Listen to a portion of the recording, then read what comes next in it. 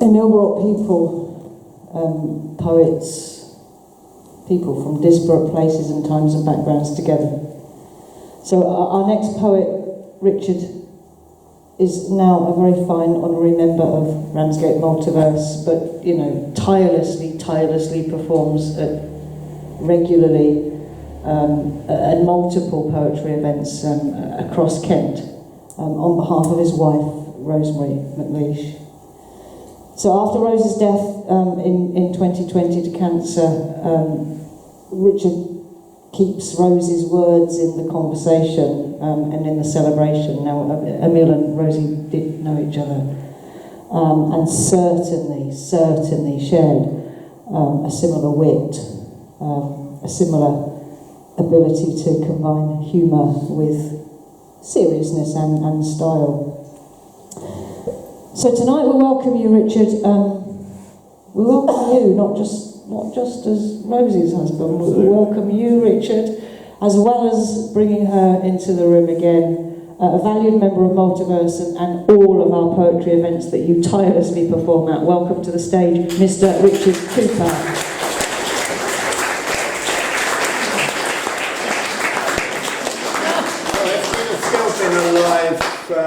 She would have been here. She absolutely adored Emile's work and thought it such a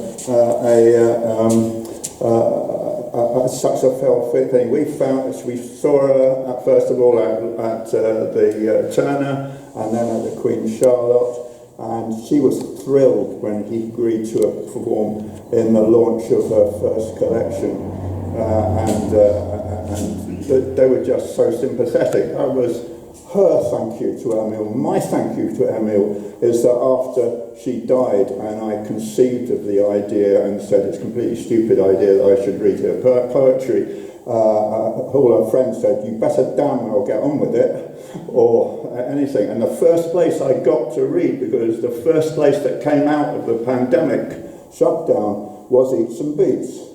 And I thought, I'll go there and I'll not be very good. And I wasn't particularly good, I think. But they were so welcoming. Emile was so welcoming that it made it easy to get started, and that's really my thanks to Emile. So I'll read some of Rose's poems, a few of Rose's poems, which this is what she looked like, and this poem describes exactly what she was from the word go. It's called Alphabetty Betty. I've been waiting so long to go to school, and now I'm here. It's just babies. Mrs. Betty wants me to sit on her knee, like all the other babies, but I'm here to learn. I don't need knees, I need books. Not Janet and John, that's just for babies. Not Janet says, look John, doll. John says, look Janet, ball. Kick the ball at the doll, John. Throw the doll in the trash, Janet. I want to read proper books. I've read lots already. Where are the new ones? But now it's afternoon and we have to lie down on our mats. So what we have to do is putting on our thumbs in our mouths and sleeping. Being cooed at by that fat old mummy teacher thinking, we are all dear little things. I want to do writing and reading and spelling and French and geography, and she wants me to sleep. We didn't do that Miss Paul's school when I was 3.5. Now I'm 5. I've been a big girl for a long time. Take that, Mrs. Bosomy Becky. See Janet kick. See Janet throw the mat in the trash. See Janet make all the babies cry. See Janet run out of the school gates. Get the bus home by herself. See Janet slap the baby, hide in the conservatory, read her own books.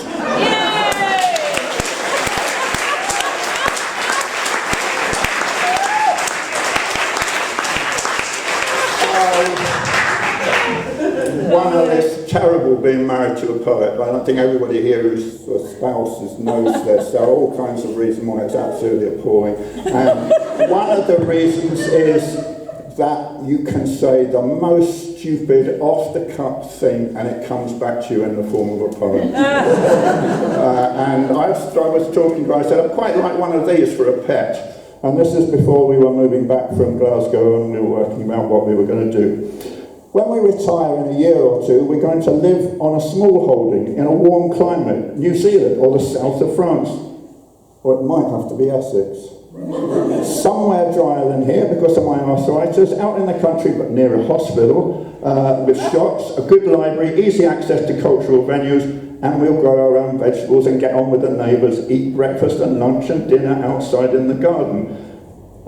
Perhaps we'll get a boy in to help if Richard's knees get any worse. There'll be no more depression for me, no more illness. I'll have been going to the gym by then, I'll have lost a few stones and be able to move more easily. And we are going to have 2 collie dogs, 2 cats, we've got the cats already, and a parrot, and in another part of the house, an iguana. That's the only thing that worries me, the iguana. Do they get on with dogs and cats? We'll have a conservatory, I forgot that. So perhaps the iguana could live there. Oh no, the cats will always be in there because of the down and the warmth. Would we have to keep it in a cage, or would it run freely through the house? Come slithering to bed unannounced in the middle of the night, as Smokey does. And would it feel warm and cuddly or cold and scaly and scrape my shins? I have to be careful about my shins. Or am I thinking of an armadillo? And what do they eat? Would it eat mice, dog food, leaves? Would we keep losing as it darted behind wardrobes? Or would it live in the airing cupboard? And if we went away, would a cat, dog and parrot sitter be prepared for an iguana? Wouldn't he draw a line at an iguana? Shouldn't I draw a line at the iguana?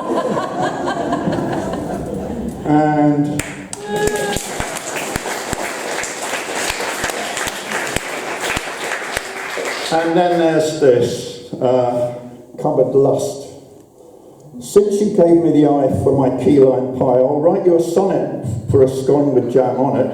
I'll be very, very nice for a custard slice, or might we have some fun with a currant bun? I'm really in a mood for it. Convince me to be good for it. Feed me angel food for it. I'll give you an eyeful for a spoonful of trifle. I'll dance a fandango for a sauce made with mango. I'll do you a strip with a walnut wit. I'll let you get your tongue round my hazelnut meringue. I know it could be fun for you. I'll dress up as a nun for you. I'm a loaded gun for you. I'll go without knickers for a bite of your Snickers. Or down on your knees for fruitcake and cheese. You know how I'll scream for a lick of your ice cream. But you could make me worse for some butterscotch sauce. Sorry. I'm absolutely mad for it. I'm unbelievably bad for it. I'll even call you Dad for it. Start afraid for the next line. You can doodle with my moodle for a slice of apple strudel. Bring me to a swoon for a coconut macaroon. Subject me to torture for a slice of sacatorta. You can outright own me for a chocolate chip brownie. Don't make me beg for it. Hung me on a peg for it.